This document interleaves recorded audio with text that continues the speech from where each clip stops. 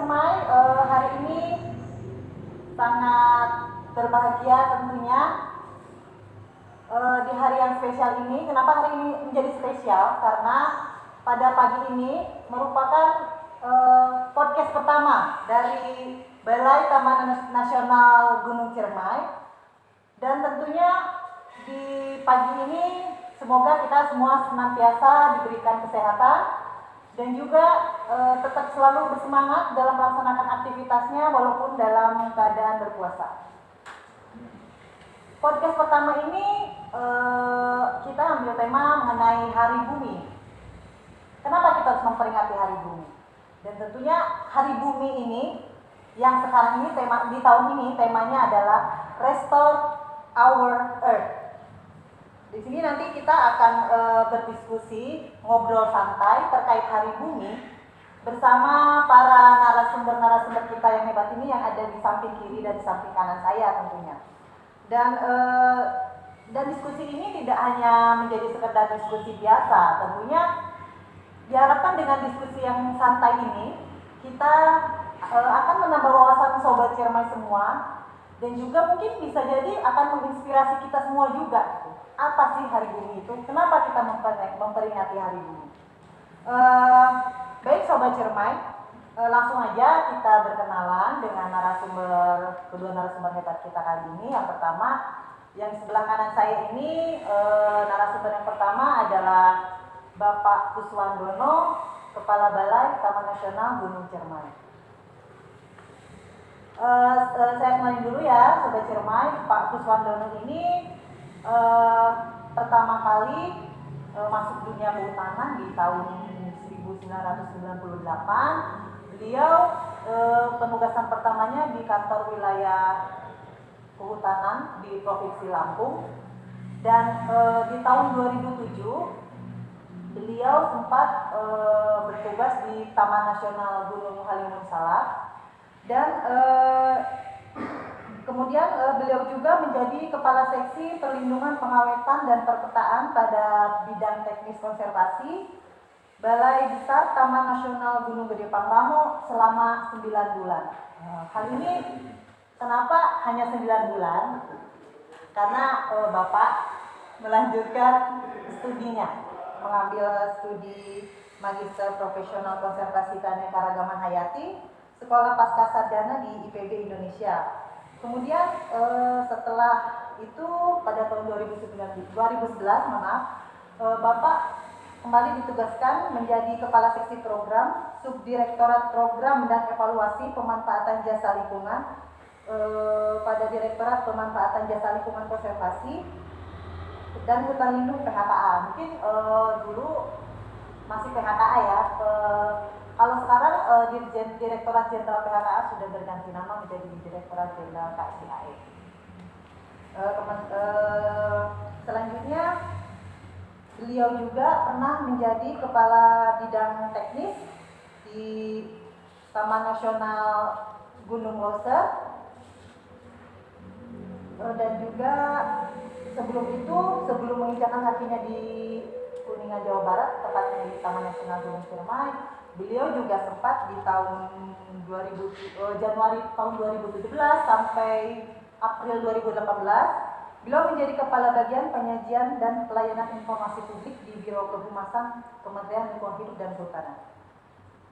Dan setelah itu di April 2018 barulah beliau datang ke Kuningan, Jawa Barat di Taman Nasional Gunung Ciremai, Pak. Ya. Selamat pagi Bapak. Selamat pagi Mbak. Bagaimana kabarnya Pak? Alhamdulillah baik. Alhamdulillah. Tetap semangat ya Pak. Tetap Kita semangat. dalam keadaan berpuasa ya Pak. Tidak beda dengan biasanya, tetap harus semangat. Kemudian narasumber yang sebelah kiri saya adalah Bapak Iing Nasihin yang merupakan dosen Fakultas Kehutanan Universitas Kuningan. Beliau mengajar di Fakultas Kehutanan Universitas Kuningan sejak tahun 2003. Yang pertama kali mengajar di mata kuliah Hutan Kota ya Pak. Dan beliau menyelesaikan studi sarjana S1-nya di Institut Pertanian Bogor, lulus pada tahun 2003, dan mengambil program pasca sarjana dan lulus pada tahun 2009, dan sampai dengan sekarang beliau masih menjadi dosen di Universitas Kuningan. Dan ada banyak yang sudah karya-karya yang sudah dihasilkan oleh Pak Iing ini, diantaranya selama 5 tahun ini beliau sudah mempublikasikan sebanyak 9 jurnal ya Pak ya. Dan pada tahun 2020 dan menerbitkan setidaknya 3 buku ya. Dan juga mungkin yang 3 buku itu bercerita tentang keanekaragaman jenis hayati ya Pak ya. Baik, Sobat Cermai, kita mulai diskusinya ya. Kita santai aja. Kita ingin berbagi ilmu tentang apa sih sebenarnya, seperti di awal tadi saya sampaikan, apa sih sebenarnya Hari Bumi. Dan saya yakin Sobat Cermat semua ada yang sudah tahu dan ada mungkin yang masih awam. Apa sih Hari Bumi itu gitu? Kenapa sih kita harus memperingati Hari Bumi? Nah, saya akan kasih sedikit clue aja bahwa Hari Bumi itu dunia internasional ini juga memperingati Hari Bumi. Hari Bumi itu diperingati pada tanggal 22 April. Kenapa Hari Bumi itu harus diperingati? Kenapa? Kenapa awal mula? Kenapa kita semua memperingati secara internasional memperingati Hari Bumi?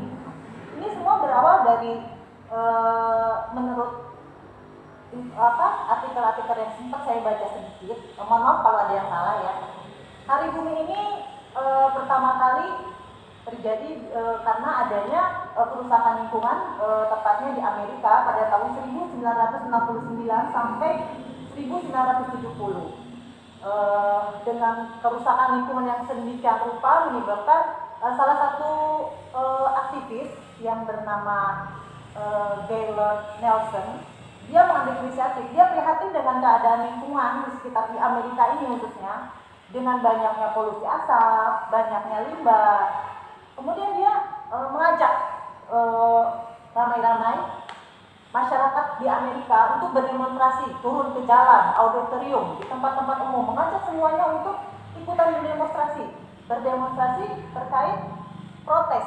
Kenapa lingkungan kami rusak? Terus dan juga hal ini didukung oleh universitas, perguruan tinggi yang kemudian mengorganisir tentang demonstrasi ini. Bagaimana caranya supaya pemerintah mendengarkan keluhan masyarakat tentang kerusakan lingkungan yang terjadi pada saat itu. Nah, kemudian kenapa kita mengambil tema Hari Bumi ini? Keterkaitannya dengan Taman Nasional Gunung Ciremai ya, bahwa lingkungan ini menjadi isu yang sangat utama. Sudah menjadi, kita semua sudah melihat berbagai macam kerusakan ya Pak, khususnya yang terjadi saat ini mungkin yang terlihat di depan mata seperti banjir, hal-hal banjir, mungkin kan longsor gitu ya Pak. Terus berkaitan dengan, kalau mungkin khususnya bagi Taman Nasional Gunung Ciremai ini kan, Gunung Ciremai ini adalah keberadaan Taman Nasional Gunung Ciremai ini merupakan benteng terakhir penyangga kehidupan lingkungan, terutama di sini ya Pak, di Jawa Barat ya khususnya di Kuningan, Majalengka dan wilayah-wilayah yang berada di sekitaran Taman Nasional Gunung Ciremai. Gitu. Gunung Ciremai menyediakan air, terutama untuk kebutuhan hidup manusia Pak, itu sangat ini ya Pak, sangat berpengaruh gitu. Makanya ada timbullah istilah bahwa Taman Nasional Gunung Ciremai ini merupakan benteng terakhir dalam menjaga lingkungan yang ada di sekitarnya. Dan bisa juga kan dengan keberadaan Taman Nasional ini bisa jadi untuk lingkungan sekitarnya mencegah bahaya banjir, longsor, dan tentunya hal itu ya terutama bagi kita manusia bahwa kita juga tergantung dengan alam ya Pak ya, sebagai penyedia air ataupun yang lainnya lagi gitu. Nah, saya ingin bertanya kepada Bapak Kuswanyono dan Pak Iing, bagaimanakah tanggapan Bapak mengenai hal tersebut? Bapak dulu. Selamat pagi juga Kang Iing. Selamat pagi Sobat Cermai. Luar biasa sekali memang mungkin di tahun 70-an tersebut kita sebagai umat manusia diingatkan. Mau judulnya Hari Bumi ataupun apa, tapi yang penting kita bersyukur bahwa kita diingatkan.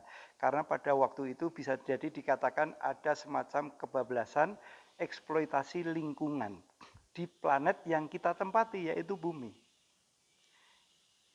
Sampai saat ini kita belum tahu apakah ada kehidupan planet yang lain yang bisa menyangga kehidupan kita, manusia di bumi. Satu-satunya, the only one planet yang kita bisa tempat hidup sampai saat ini, kenyataannya sampai saat ini adalah bumi.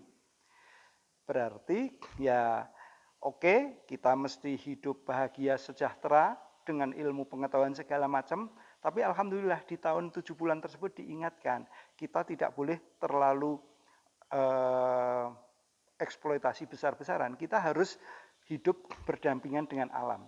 Jadi dalam hal ini mungkin kalau boleh saya ambil sedikit benang merahnya, pada saat itu kita diingatkan, sudah saatnya kita tidak boleh mempertentangkan masalah kehidupan sejahtera ekonomi itu dengan alam. Semuanya tidak bertentangan, sebenarnya harus saling menyambung.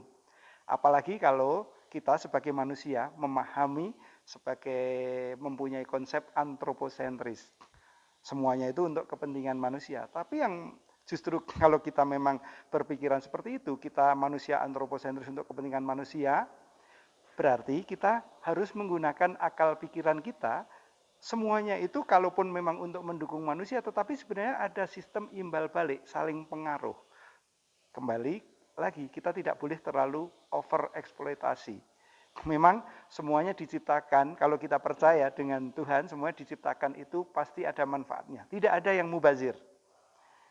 Nah, kewajiban kita lah membaca, pandai-pandai membaca alam. Nah, ini yang luar biasanya. Ada lembaga yang khusus seperti rekan-rekan Kang Iing dari perguruan tinggi. Ini membantu membaca alam, ini diciptakan untuk kepentingan apa. Jadi kita nanti bisa lebih bijaksana.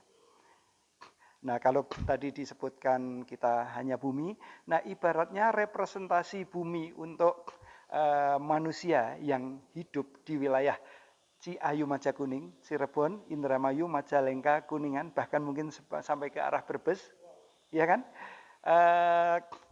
Ekosistem Gunung Cermai ini ibaratnya adalah bumi kita yang wilayah lokal Ciayu Majakuning. Kita memang harus hidup sejahtera, harus memanfaatkan alam dari Gunung Cermai, tapi kita harus bijak. Pemanfaatannya itu harus lestari berkelanjutan. Jangan hanya sesaat untuk kepentingan generasi saat ini. Jangan menimbulkan masalah hutang terhadap alam pada generasi anak cucu kita. Mungkin sementara dari saya itu aja. Jadi intinya kita tuh harus ini ya Pak, tetap tidak boleh egois, harus selaras antara harus lestari dan berkelanjutan. Kita tidak hanya terus mengeksploitasi terus. Kita juga harus memperhatikan bagaimana kita harus tetap menyeimbangkan antara keperluan kita manusia. Toh yang hidup di situ kan bukan hanya manusia juga, termasuk fauna, flora itu kan sama-sama menyeimbangkan juga. Jadi tetap harus seimbang dan lestari dan berkelanjutan. Baik, bagaimana untuk tanggapan narasumber kedua kita, Pak Iing, silakan. Ya, terima kasih Mbak. Terkait Hari Bumi, memang setiap tahun dunia mengadakan seremoni ya, tanggal 24 April setiap tahun diadakan. Dan itu saya melihat perspektif seremoni ini mungkin akan berkorelasi dengan kalau saya lebih cenderung dengan memberikan ruang yang cukup luas saja ke bumi. Jadi kalau bahasa anak sekarang mintain. Ya bumi itu silakan tanggal 24 kasih nafas. Ya, kasih nafas. Makanya berbagai macam kegiatan. Jangan dikasih beban terlalu dan lain sebagainya. Justru yang paling penting bagaimana kita menjadi bagian dari bumi itu sendiri. Karena tidak hanya kita ternyata yang hidup di atas bumi ini, dan kita hanya bagian kecil saja. Kita ada pohon, ada air dan lain sebagainya. Dan mungkin yang mesti diingat kaitannya dengan Taman Nasional Gunung Cermai dengan kawasan hutannya ya. Yang paling diingat, saya pernah baca satu buku bahwa sampai saat ini ilmu pengetahuan yang telah ditemukan oleh manusia belum bisa mengganti atau mensubstitusi peran dan fungsi jasa ekosistem hutan. Contoh kecil lah, misalkan pengendali iklim ataupun pengatur suhu udara. Memang Iptek sudah bisa menemukan AC, Pak. Tetapi dampak dari AC itu sangat luar biasa. Saya pernah baca buku juga, 5 AC itu bisa mendirikan satu air dalam bejana. Dampaknya memang di dalam ruangannya dingin, tapi di luar ruangannya akan lebih panas. Jadi dari pengaruh dari AC tersebut. Nah, ini pengetahuan dan teknologi sampai saat ini belum bisa menggantikan fungsi jasa ekosistem hutan. Adapun bisa digantikan, cuma berdampak. Sementara hutan kan dalam contoh kasus kecil, misalkan bisa menurunkan suhu udara, dia tidak menimbulkan dampak apapun. Bisa mengatur tata air, tidak menimbulkan dampak apapun. Sementara Iptek yang kita temukan sekarang ini hanya memindahkan masalah dari satu lokasi ke lokasi lain untuk jasa lingkungan. Dan itu maka dari itu MITAIM tadi kita harus bisa membagi fungsi dan peran kita sebagai manusia, dan fungsi dan peran kita memberikan waktu kepada alam untuk bisa terus berkembang dan memberikan manfaat bagi kita. Seperti itu mungkin kata saya. Jadi seperti yang disampaikan Pak Pus tadi, kita harus, kalau ini istilahnya bahasa manusia itu saling toleransi ya. Betul. Kita harus saling toleransi. Kita ya walaupun bagaimana teknologi sekarang berkembang, teknologi manusia tetap bahwa tidak akan ada yang kita tidak pernah akan cukup bisa mengembalikan apa yang sudah alam berikan kepada kita. Jadi kita harus senantiasa menjaga alam supaya alam juga memberi manfaat lebih kepada kita. Nah, tentunya dengan kerusakan lingkungan ini itu kan bisa ada banyak pengaruh yang menimbulkan berbagai macam kerusakan lingkungan itu ya Pak. Dan setiap tahunnya bisa jadi kerusakan lingkungan itu semakin banyak ya Pak ya, karena itu dipengaruhi oleh ya banyak faktor. Ya salah satunya mungkin peningkatan jumlah penduduk mungkin ya Pak ya. Iya. Mau tidak mau itu bisa berbanding lurus dengan kerusakan yang ada gitu. Sebagai akibat ya mungkin tidak toleransinya kita terhadap alam gitu.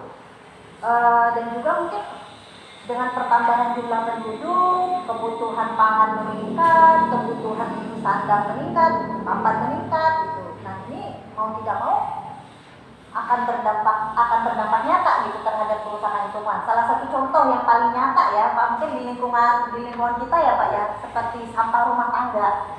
Itu kan dalam sehari itu sampah rumah tangga itu sangat banyak sekali. Dan mungkin sampah-sampah itu kan ada ini kurang edukasi juga mungkin terhadap rumah tangga. Kadang sampah itu tidak dipilah langsung di rumah, dan hal ini mungkin yang membuat ya menambah lagi daftar mempercepat kerusakan lingkungan gitu Pak ya, dari satu hal sampah aja gitu Bapak. Nah, menurut Bapak bagaimana kita harus menyikapi kondisi kita yang sekarang ini dengan meningkatnya jumlah penduduk itu, karena itu kan berbanding dengan pasti bertambahnya ada efek yang luar biasa, pengaruh secara langsung yang salah satunya hal yang tadi yang sampah itu tadi ya Pak, sampah rumah tangga. Kalau seperti sampah pabrik itu mungkin itu masih bisa lah, mungkin urusan ini ya Pak ya. Kalau ini kita yang terlihat nyata di depan di lingkungan kita sendiri ya, sampah rumah tangga itu ya Pak ya, mungkin bagaimana menurut Bapak menyikapi hal ini? Bapak silakan. Oh iya, pertanyaannya keren ini. Tapi mungkin saya akan mencoba mengajak dari sisi ini. Semua itu akan dimulai dari diri kita. Karena kita kan bagian dari manusia kan Teh Rina. Diri kita itu pun dimulai dari mulai pikir, sikap, dan akhirnya menuangkan dalam perilaku keseharian. Nah, kalau yang tadi Teh Rina sebutkan tadi sebagai contoh sampah rumah tangga, berarti itu kan mulai yang akhirnya bisa menimbulkan sampah itu mulai dari pola pikir kita, sikap, dan perilaku. Sebagai contohnya begini, zaman bisa dikatakan waktu saya masih SD, tapi mungkin Teh Rina belum lahir ya. Saya lahir di desa, dan untuk kenduri itu, kalau ada tetangga berhajat segala macam, bapak saya itu membawa pulang kenduri itu, yang menjadi kotaknya itu adalah besek. Besek itu kotak dari anyaman bambu. Oh iya, yang itu kayak yang bentuknya empat itu ya? Betul, segi empat. Nah, di dalamnya ada makanan-makanan. Memang makanan-makanan tidak langsung dicampur hanya dalam besek, tetapi ada wadah per masing-masing makanan. Misalnya ada nasi, kemudian ada bihun goreng, ada lauk, sayuran, terus dan lain-lain, ada telur.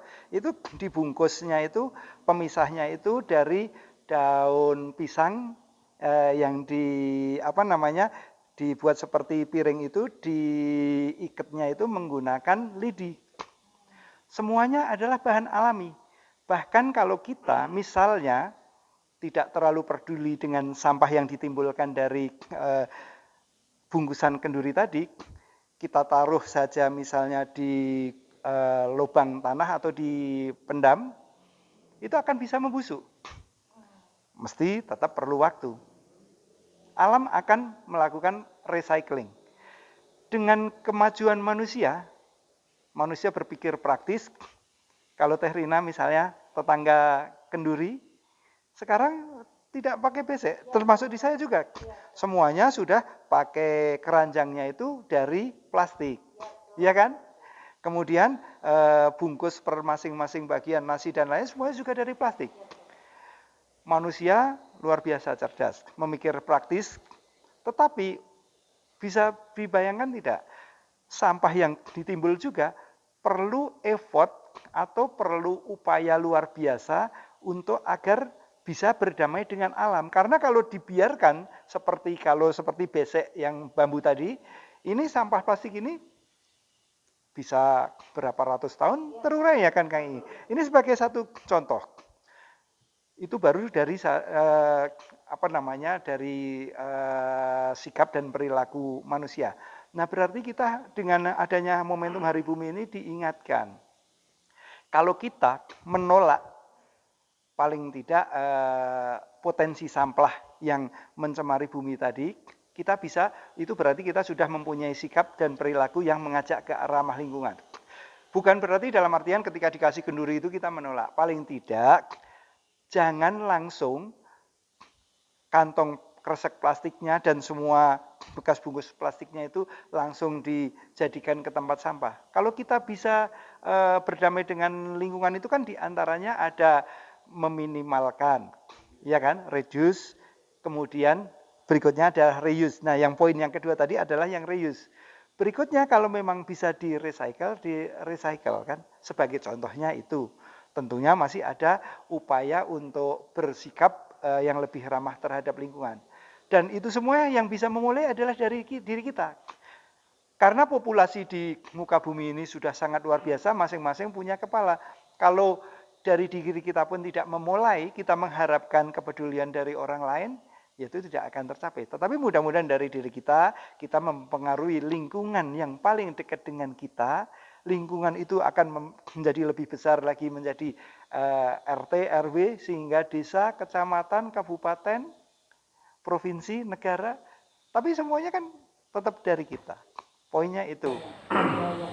Jadi tetap ya Pak, bahwa sekarang kan kita sudah sering mendengar istilahnya tadi seperti yang Bapak sampaikan, reuse, recycle. Kita sudah mungkin beberapa sobat cermin tentunya sudah sering mendengar istilah itu. Bagaimana tanggapan Pak Irin terkait hari ini Pak? Baik, memang permasalahan utama lingkungan hidup berawal dari pertambahan jumlah manusia, pertambahan jumlah penduduk. Dengan bertambahnya jumlah penduduk, maka ada kecenderungan permintaan akan sumber daya alam meningkat, ya, untuk memenuhi kebutuhan penduduk tadi. Maka kegiatan sosial, ekonomi, dan budaya pun meningkat. Nah, yang jadi permasalahan adalah efek dari kegiatan-kegiatan tadi, timbul residu, ya, ada sampah rumah tangga dan lain sebagainya. Dan memang ini PR bersama kita bagaimana menyelesaikan permasalahan lingkungan hidup, mulai dari keluarga, mulai dari diri sendiri dan lain sebagainya. Kita sudah punya cukup modal dari sisi aspek budaya kita. Bagaimana budaya kita misalkan di Jawa Barat, di Jawa mengenal istilah leuweung tutupan, leuweung karuhun dan sebagainya. Walaupun pada awalnya itu berupa guidance oleh leluhur kita untuk tidak merusak hutan, untuk tidak merusak alam dan lain sebagainya.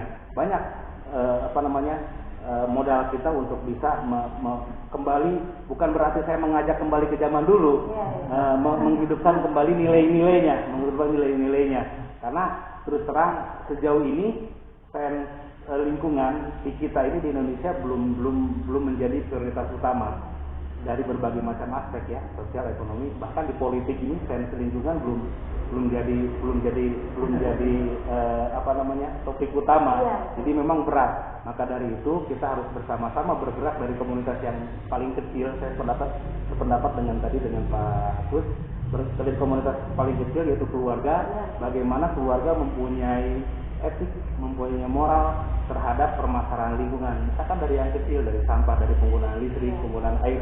Jangan kita pikir masalah lingkungan hanya sampah ya. Betul. Ternyata sekarang itu mungkin hanya salah satu saja. Kita di desa pun walaupun misalkan sampahnya masih bisa ditolerir oleh alam, misalkan seperti itu. Ternyata kalau kita lihat di kampung-kampung sekarang sudah punya pakai gadget, pakai HP semua, gadget semua. Itu sumbangannya besar sekali terhadap permasalahan lingkungan.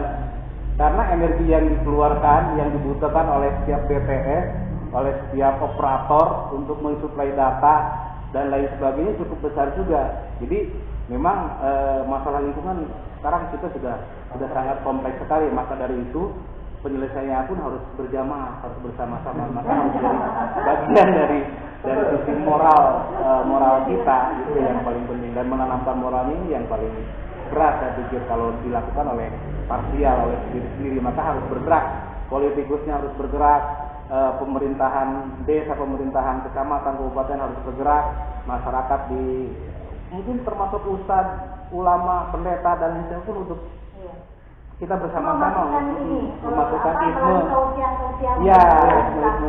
isme lingkungan tadi dan lain sebagainya. Karena dakwah kan tidak hanya harus yang berkaitan dengan agama ya, yang langsung, yang tidak langsung pun penting saya pikir.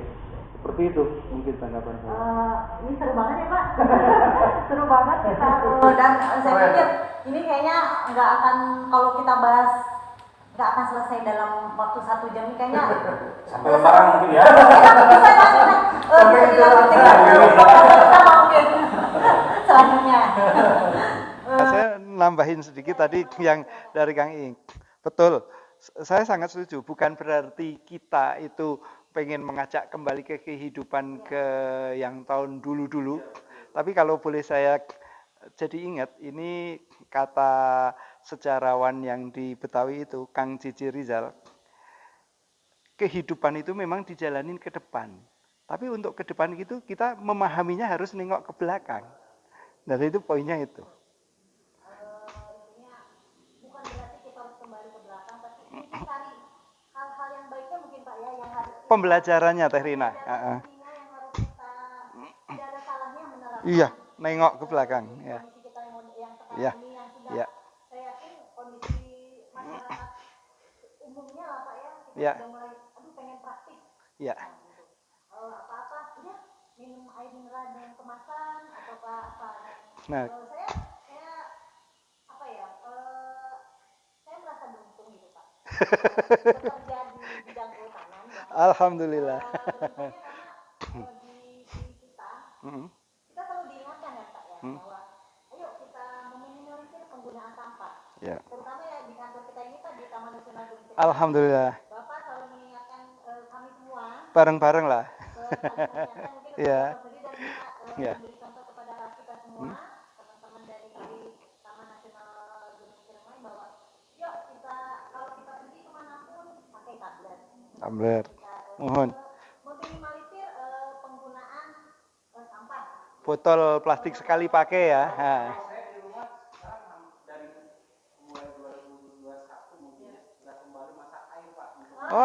Alhamdulillah kita langkung saya. Apa namanya, beli air kemasan. Mohon. Ya, Terus sampah-sampah organik mulai saya olah. alhamdulillah. Kalau Bisa dicontoh. lantai ini sudah pakai FNG Pak, Oke. hasil buatan di rumah sendiri. Wah. Nah itu menarik tuh Pak. Apa tadi Pak? Eco-engineering. Kan.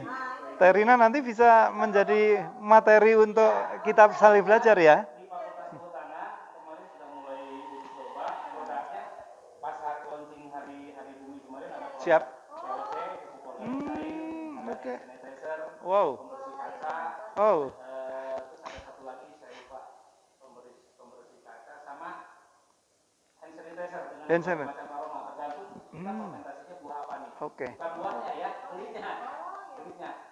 Sampah dari buah. Misalkan kita makan jeruk, kulitnya berkulit. Nah, yang tadinya orang menganggap itu sudah sampah, ternyata bisa menjadi produk yang ramah lingkungan, Kang Ing ya?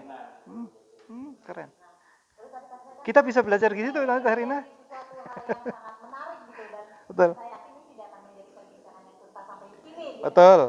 Setuju. saya harap mungkin nanti ada kesempatan berikutnya Mohon, siap. yang membahas tentang tadi eco-engineering itu. Dan saya harap sobat cermai semuanya yang nonton kita ini kita bisa sedikit memberikan ini ya Pak wawasan gitu bahwa Wawasan. ternyata Amin.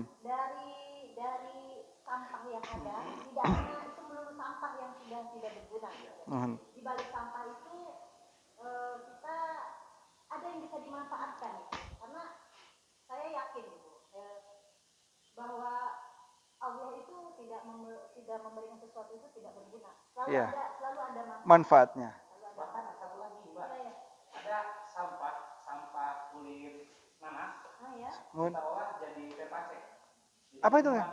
Probiotik. Oh, bisa diminum kita. Minum dari kulit nanas. Kulit nanas yang biasanya dibuang saja. Cari jadi tepase. Wow. Yang dari fermentasi apa namanya? Speknya ada kombucha. Oh, kombucha. Nah, ya kita Oh. dengan ibu wanita coba memproduksi itu. Kombucha itu katanya mulai ngetren dan minuman yang digemari di Jepang gitu ya? Betul Pak, itu minuman probiotik setara dengan yang ada kerak gitu. Yang macam-macam. Oh, oke. Ramah lingkungan dan Wow. masa pandemi saya pikir sangat bermanfaat karena bisa meningkatkan imunitas dengan modal yang cukup kurang. Nah, Hanya difermentasikan. Saya setuju kalau memang kita ada obrolan lanjutan Pak untuk menambah ilmu kita betul. semua. Dan punten Teh Rina kalau boleh menambahin, ini berarti kan kita membuat paradigma baru yang tadinya kita menganggap bahwa itu sudah menjadi sampah dan ini menjadi produk baru. Dan kebetulan kita hidup di sekitar kaki Gunung Cermai, sudah ada banyak objek wisata. Nah, mudah-mudahan kalau ini nanti terreplikasi ke rekan-rekan masyarakat pengelola objek wisata, di rumahnya memproduksi tadi, dijualnya di objek wisata, Menambah pendapatan ya Pak. pendapatan. Dan ini kalau yang disebut almarhum Pak D. Patmoyoso, Kepala Balai sebelumnya, ini benar-benar masyarakat yang berdaulat di tempatnya sendiri.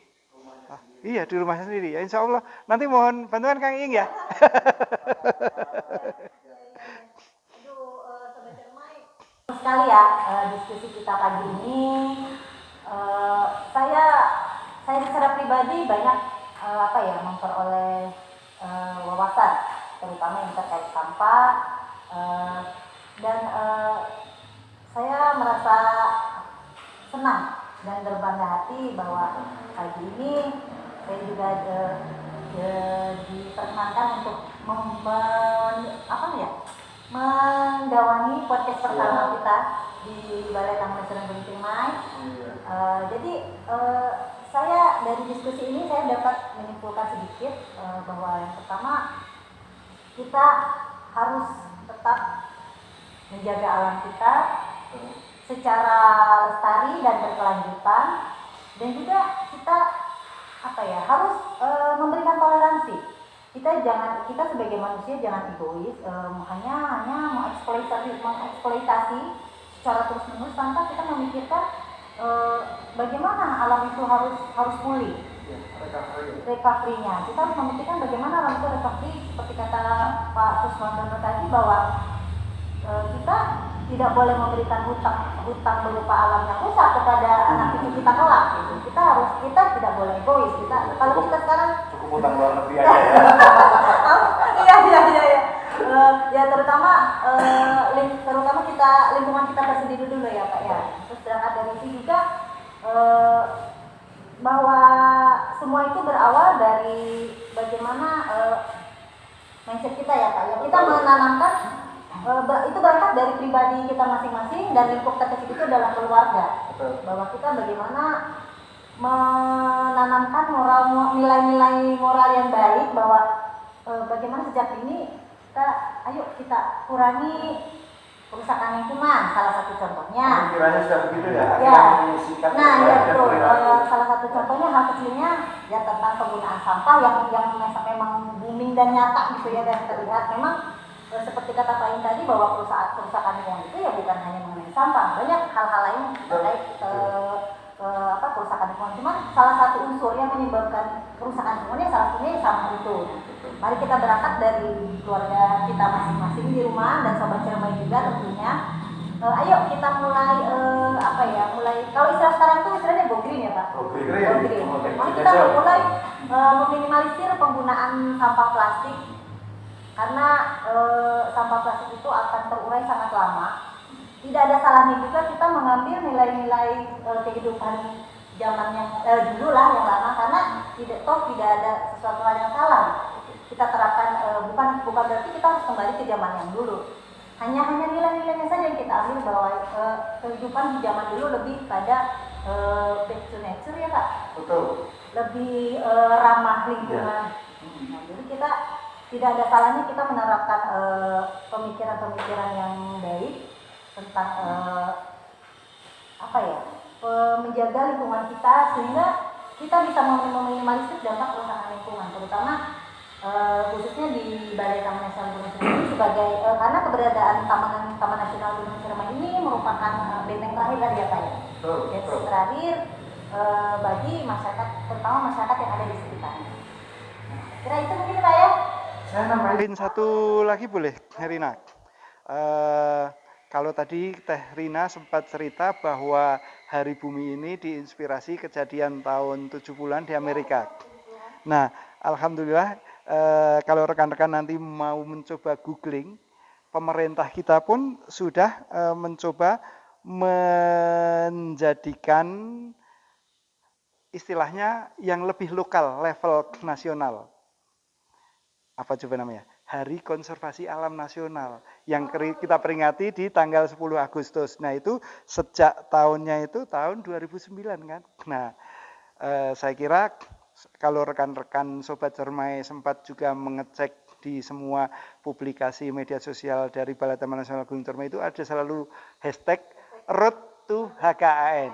Nah, barangkali ini jadi saya ingat, Kang Ing, saya mendapatkan titipan 2 buah buku terkait pariwisata alam Indonesia yang ada di hutan konservasi, baik itu Taman Nasional dan Taman Wisata Alam. Nah, yang dari Pak Dirjen KSDAI, Pak Wiratno. Satu buku nanti kata beliau itu nanti diberikan kepada narasumber yang memulai informasi terkait pola hidup yang ramah lingkungan. Nah, berarti nanti ke Kang Ing ya, Teh Rina ya. Nah, yang satu bisa jadi nanti kita sampaikan ke para Sobat Cermai, dibuat kuis. Nah, nanti mungkin Kang Ing mewakili memberikan pertanyaannya. Nah, satu sambil memikirkan. Nah, saya mendapatkan bisikan juga dari rekan-rekan admin medsos Gunung Cermai. Ada satu buku terkait pendakian Gunung Cermai. Karena ini salah satu aplikasi dari pola, sikap, dan perilaku yang ramah lingkungan dan bertanggung jawab. Kita diajak menjadi pendaki yang cerdas dan bertanggung jawab. Dan sebagai informasi Sobat Cermai, dalam beberapa bulan lagi nanti ada buku ini yang sudah direvisi, memunculkan juga prosedur tetap pengelolaan pendakian Gunung Cermai. Di antaranya sudah mulai bukan hanya membawa sampah turun dari kegiatan pendakian atas gunung kayak ini, tetapi sudah sejak awal kita diajari untuk meminimalkan potensi sampah yang akan timbul dari kegiatan kita. Nah, itu berarti kan kita bukan hanya berteori, tetapi sudah aplikasi. Kita mencintai alam wajib, pengen eksis dengan menunjukkan pendakian gunung, boleh, tetapi harus menjadi pendaki gunung yang cerdas dan bertanggung jawab. Itu pesannya. Mungkin saya bisa nambahkan Pak untuk pendakian gunung. Siap, silakan Kang Ing. Yang saya tadi mengurangi sampah ya. Siap. Mengurangi sampah, jadi meminimalisir barang bawaan yang akan dikonsumsi Betul. dari bawah ke atas. Betul. Mungkin ke depan kita bisa buat di jalur pendakian itu pengenalan jenis edible. Wah, itu keren itu. Alhamdulillah, keren. Di jalur pendakian tidak dijumpai jenis edible, kita bisa introduksi ya, kekayaan. Betul.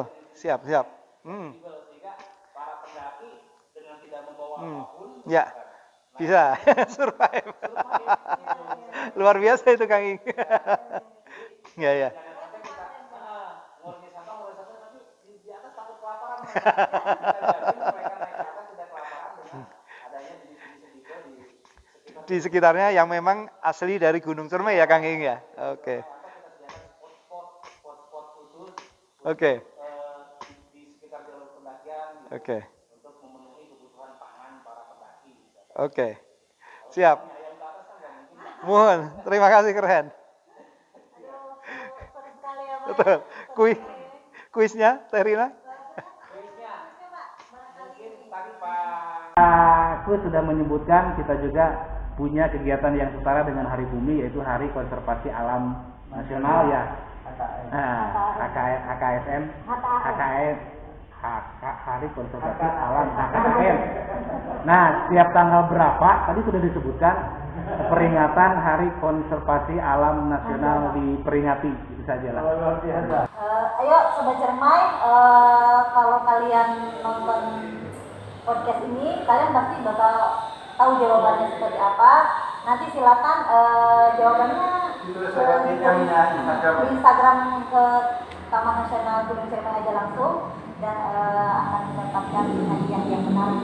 Ya, Pak? Buku tentang pariwisata alam. Nah, yang terkait Ini saya langsung sambungkan saja dengan pertanyaannya Kang Iing. Jadi biar Sobat Cermai bukan hanya ngecek di media sosial atau Instagramnya Taman Nasional Gunung Cermai, tetapi mungkin harus ngecek juga di Instagramnya Direktorat Jenderal Konservasi Sumber Daya Alam dan Ekosistem. Itu ada, dan ada juga Instagramnya yang khusus promosi Ayo ke Taman Nasional Official, yang akan menjadi kunci dari jawaban ini. Pertanyaannya adalah Hari Konservasi Alam Nasional yang tahun 2021 akan dipusatkan, diperingati, biar mudah, provinsinya saja. Di provinsi mana? Jawabannya nanti rekan-rekan bisa didapatkan dari informasi di medsos yang saya sebutkan tadi. Silahkan sama jawabannya nanti di DM-kan ke Instagram @gunung_cermai. Nanti tim Pensos yang akan melakukan seleksi untuk 2 hadiah tersebut. Seru ya Pak, saya kayaknya nggak terlalu mengakhiri nih obrolan kita. Tapi ya terima kasih Pak Kus, terima kasih Pak Iing sudah berkenan hadir di sini mengisi podcast pertama Balai Taman Nasional Cermai, sudah mau berbagi ilmunya, sehingga semoga wawasan kita semua Sobat Cermai bertambah dan bisa jadi memberikan inspirasi bagi kita semua. Amin. Khususnya bagi saya pribadi ya Pak. Amin, sama-sama juga saya juga belajar. Oke Sobat Cermai, itu aja podcast kita hari ini. Nanti kita akan ada podcast selanjutnya yang tentunya mungkin dengan tema-tema berbeda yang mungkin lebih menarik dan menarik lagi. Ada hadiahnya tadi ya? Bisa Pak. Tergantung nanti bagaimana tim admin. Ya, oke. Terima kasih. Selamat Hari Bumi kepada semuanya, kepada Sobat Cermai. Mari kita jaga bumi kita supaya tetap lestari dengan cara tetap tidak membuang sampah sembarangan, dan tetap kita bertoleransi terhadap alam. Kita tidak boleh egois. Mari kita jaga alam secara lestari dan berkelanjutan demi kelangsungan hidup manusia kelak. Assalamualaikum warahmatullahi wabarakatuh. Salam Sobat Cermai. Oke. Terima kasih. Turun kami Iya, dari Pak.